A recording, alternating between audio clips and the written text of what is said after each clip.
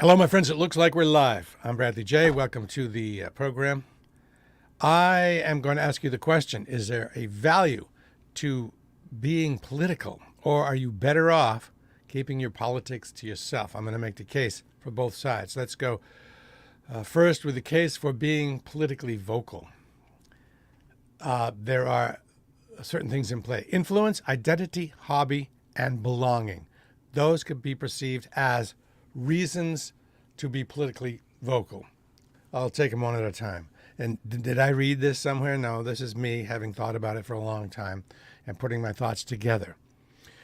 Reasons for potentially being politically vocal. Influence. Many believe they can influence others and bend them to their view. They cannot.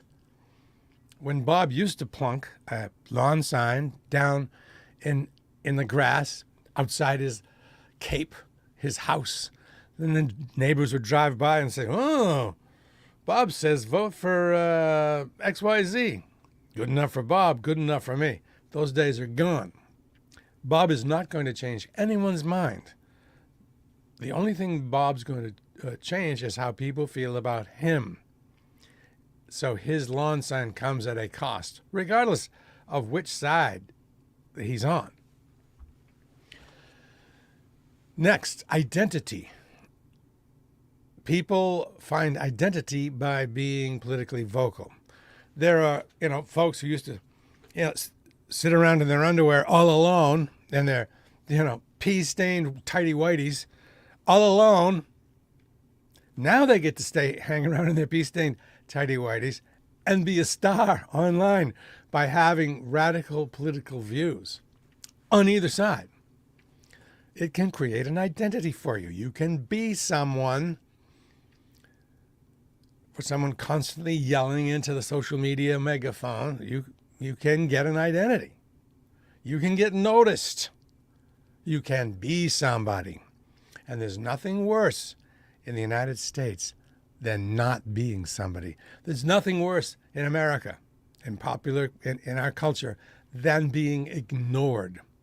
So, you can get yourself an identity. You can be someone. Of course, it comes at a great cost. You're still not going to change anybody's mind, but you can be someone. And a lot of people are willing to take the hit, to take the cost, to pay the price in order to be somebody. You can get an identity. Number 3, for some it's a hobby. It's something to do. Instead of painting or macrame or making music, it's something to do, something to occupy your time. And it does come with, if you are in the middle, if you try to be reasonable and really not influence, maybe listen to other people's opinions, it can be a hobby that doesn't have that much of a cost. But if you're a person who is, sticking to your guns and really pushing for your positions and your candidates, it can have a cost. And then there's belonging. In some areas, in a lot of areas, it's extremely politically homogenous. I went to Wyoming and I sat in a bar in Du Bois, not Dubois, Du Bois.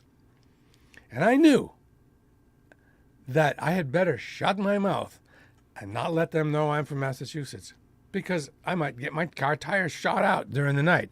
Everybody would know where I was. It's a tiny town, and everyone was very, very conservative. You knew who everyone was going to vote for. And they know it as well. And it's gives them all a sense of community and a sense of identity. You put your lawn sign out there for your candidate, and you know that all your neighbors are going to go, "Atta boy" or "Atta girl." It gives you a sense of belonging in a politically homogenous area, and that comes at no cost. So that's one reason. On the other side, what's the case for shutting up? In my opinion, it shows a certain strength to resist the temptation to let everybody know what you think politically. In this world, and I'm guilty of this, it's almost as if something doesn't happen unless you share it. I didn't see that swan today unless I shared it. Same thing with an opinion. There's a feeling that your opinion doesn't exist unless you share it. That's not true. I think there's a quiet strength, and I feel it when I keep my mouth shut when other people are spewing off about their whatever side they're on, right or left. And the harder they are right or the harder they are left, the more I think, man, I'm glad I'm not doing that. Why would I show my cards? What they're doing is they're in the poker game of life, showing you their cards.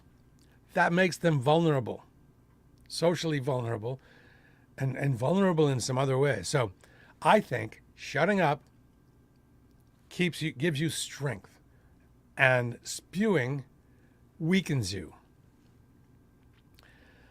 Next, we get to the futility and the cost. It is futile. You're not going to change anybody's mind. The cost can hurt you badly. The price is high. It can keep you from getting promoted in the workplace. It can just be ugly in the workplace. And, folks can go, why are you bringing your politics into the workplace?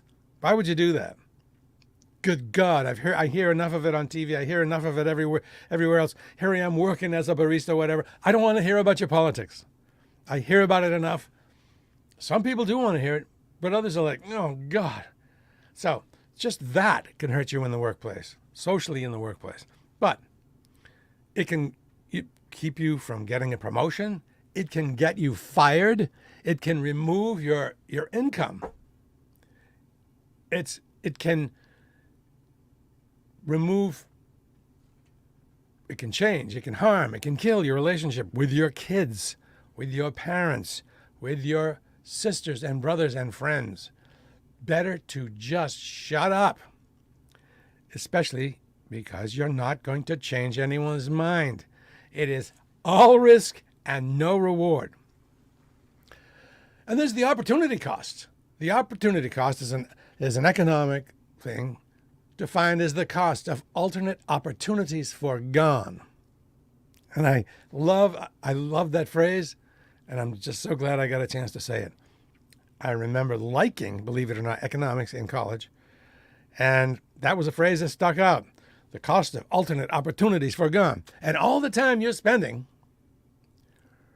online doing the political thing, which is not going to change anybody's mind and which has a high cost, you could have been doing something else. You could have been building something, making your home better. You could have been gardening. You could have been creating. But no, you're just wasting your time and wasting your life and accomplishing nothing by blabbing about your politics. And people do this. Not everybody, but lots of people do it for big chunks of time. They go online and they'll argue with everybody all the time. And for the reasons given above, it's counterproductive. It comes at a high cost and no reward. Well, except in the case of the belonging factor in a politically homogenous area. So, for me, I feel that the risk is the cost is so great and the reward so low, I prefer to shut up and vote. Not only does it hurt you to be, in many ways, to be out there pushing your political views on other people, but it hurts the country. It divides the country. And a divided country is a weaker country. So for me, I'm just going to shut up and vote. And in the future, if I meet you, you keep your politics to yourself, and I'll keep mine to myself, and we'll get along fine. That's it. I do have a travel channel. Love to have you subscribe. Bradley J. Travel on YouTube. I also do have music on Spotify. You can find that under Bridge Bender like a bent bridge, like a bridge bending, or Ignore the Machine. Ignore the Machine is my solo stuff. So there's the travel channel, and then there's the music. There's other stuff too, but that's enough for now. Bye. Do me a favor and share this. Oh, geez, I didn't see all these comments. They're too late now. Bye.